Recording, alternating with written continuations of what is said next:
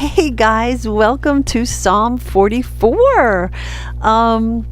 So you see that our doodle and our image for this week is very simplistic. It is not complicated at all. It's just two hearts. It's surrounded by a rounded square and some half circles surrounding that square. I want to tell you though I have it sped up, of course, here, but even this simple rendition and this simple little drawing painting, this took me almost an hour to paint. So I know that I speed it up because I don't know, that's just a personal preference of mine. When I'm watching a YouTube video, if it drags, I tend not to stick with it. I like a quick, I want to see what's happening, I want to get on and move on. So I speed up my videos because that's my personal preference when I'm watching something or someone on YouTube. But I want you to realize that even the simplest of drawings, they take time. When you're working with watercolor, it just takes time to lay in one layer, let it dry, come back in with details, come back in. I mean, it just takes time to build up the drawing. It takes time to build up all of the values. So I don't know if that was meant to encourage you or not, but it is to say that even when you're doing something as simple as this week is, it's simple, but it's fun. Even that is going to take some time. It doesn't just take a minute to do it. If you really want to get the depth and the pop of an illustration, you've got to build up your shadows. You've got to build up your values. You've got to have a lightest light and a darkest dark. So many times we just keep everything right in that middle range and we don't pop it either way. So I want you to pay attention this week to how I pop up the shadows, and it's only done when I feel like it's making a statement.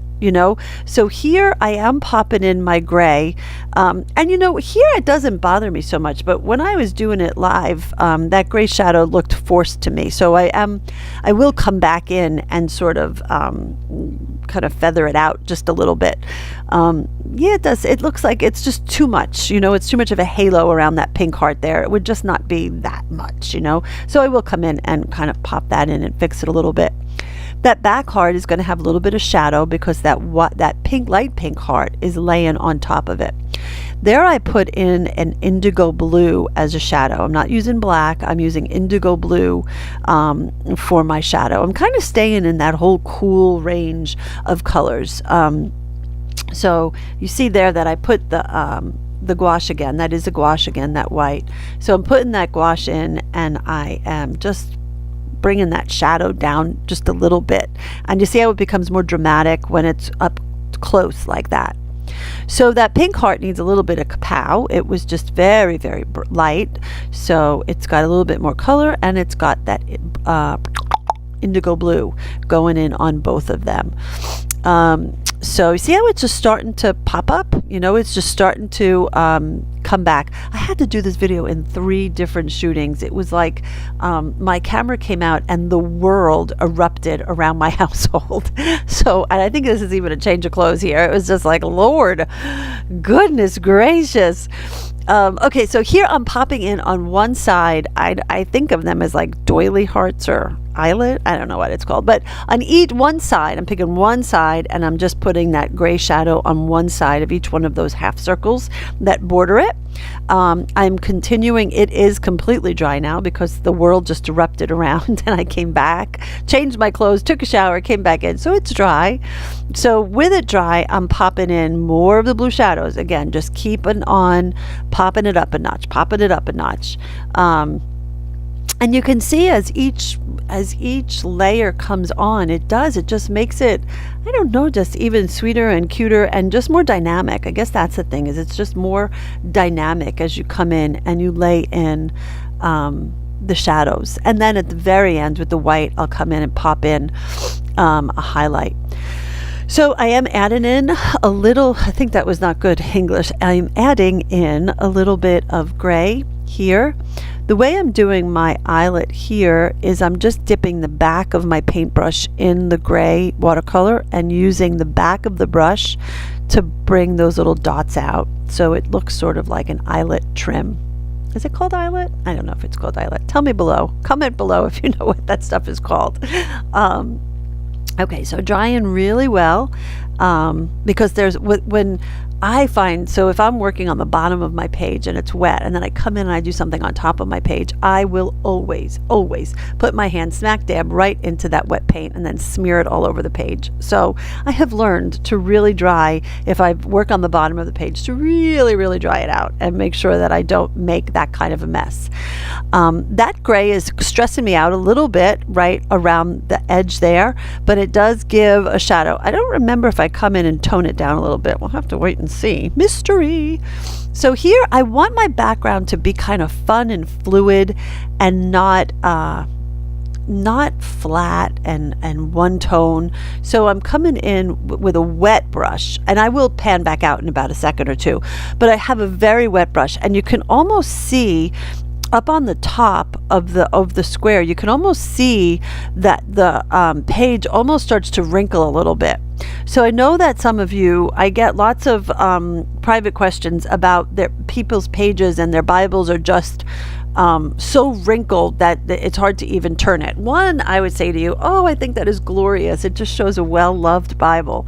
But if that completely stresses you out, because that seems to be something that is stressing out a lot of you, know this, that with such a wet brush, coming in with such a wet brush, it is causing my page to wrinkle up a little bit. Look at all that water I've got there. So what I can do though is, if you have a good watercolor brush, I always talk about a sable brush. If you have a good watercolor brush right there, I can come back in, lay my brush into the puddles, and it sops up that water.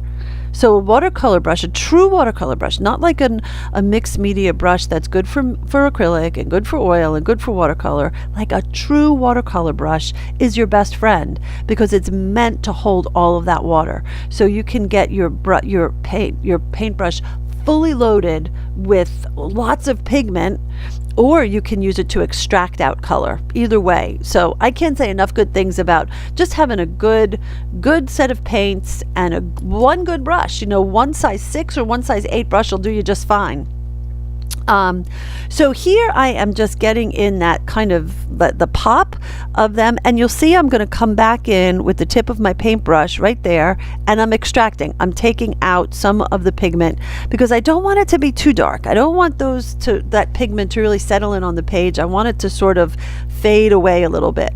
So I splattered it on and then came back in with the paintbrush and just touched the tip of it, and it just sucks the pigment up, but it leaves the stain of the watercolor on there. So how many times have I worked on these hearts? So I'm still coming in and popping in more shadow. So I think I might be at 4 or 5 times coming in on them now. So you see that it truly does just take a minute to get the drawing where you want it to be. Could you do it in 5 minutes? You could, absolutely. You could knock in you've got a red of the hearts, you've got a off-white of the lacy doily thing, and you've got a background. You've got 3 colors. You could come in, you could pop it in, you could get it done, 5 minutes flat. Call it quits. Or you could take time and just delight in it. I like to delight in it. I like to keep popping it up and popping it up and popping it up and getting it to a point where I just fall in love with it. Not to do it to just say I did this week, but to do it to fall in love with the scripture, to connect with the scripture, to connect with the image, to have that private time with God. There's just no need to rush. There's just no need to rush, because you can't fall behind in the study. You can't be behind. You can't do it wrong. Just enjoy the time with him. Here I'm coming in with a purple, and I don't put it over the whole thing. I'm just picking out a couple of spots on each side to sort of pop it up a notch or two. And look how cute that looks. Doesn't that just look so cute? I don't know. I love it. So drying really well, because my page has kind of taken a workout with that background, all that water going in. It has it's taken a workout. So I think this is the last time I come in. I'm coming in with a black pencil finally, popping in that final shadow, and here popping in that highlight to bring it like to where I feel like it's truly popping out in a fun way. So I think the hearts are done now. Nope, I lied. Putting in, that's blue. That's an indigo blue, coming in and doing the shadow, using the side of my pencil, not scrabbling like up on top, but using the side of my pencil, and I'm doing circular motions so that it's kind of fuzzy and it's not real. It's just a fuzzy kind of look around it. So here I am just going to pop in my words. You know, I always put the gray shadow on one side of the words. So it shows in the picture. I stopped filming before I put the gray in, but I do come back in on the right side. I put in the shadow of all of the letters. So I am writing, he knows the secrets of my heart, you know, not of the heart, because this is my time with him and this is my conversation with him. And I know that he knows the secrets of my heart. Like, it's staggering, the God of relationship that we serve. Just staggering. So I do make it personal here, and that he knows the secrets of my heart. And then my prayer as I was coming through this psalm was that my heart would cleave to his heart, that my heart would just be so enmeshed. That's why those two hearts are there, in his. And to cleave is to adhere firmly and closely, or with loyalty and an unwavering sense. So I love that, like unwaveringly, that my heart would be bonded to his. I just love that. So I am going to, I don't know if I wrote it in yet. I got lost in thinking about my heart and his heart. But so I'm adding in my, my cute little ziggity zaggities and all that. But I am going to write the word cleave in on my page, in that one corner there, because that was my takeaway from this week's lesson, was that I wanted my heart to be cleaved to his. So make it personal, make your picture be a representation, a physical manifestation of the conversation that you had with him through the course of the week, So here I'm just going to be popping in that word. I don't have the full definition. I just have enough for me to remember, and so that I can go back and I can just relive that scripture and relive that conversation, So I'm just popping in that word, that it is a verb, that it is an action word. To cleave is an action word. It requires me to do something. So I love scripture, how you get so many different layers of revelation.